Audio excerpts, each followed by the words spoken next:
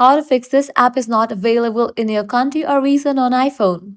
Let's get started. First of all, launch your settings, navigate to the option General. Now here, you're gonna find the option of VPN and device management. Click on it. Make sure your device is not connected to any VPN. In case connected, disconnect to it. Then head back, navigate to the option Language and Region. Click on the Region option. Here you're gonna find tons of option. Check in for the country you are right in. Then close this, launch your App Store.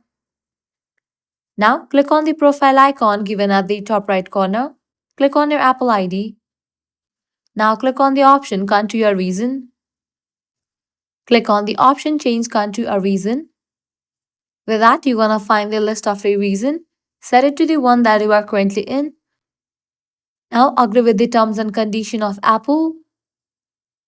Fill up these, provide your payment method, billing name and billing address, then click on next. With that, your country will be updated on App Store as well. With these steps, you should be able to download any app in your device. So this is how you can fix this app is not available in your country or region on iPhone.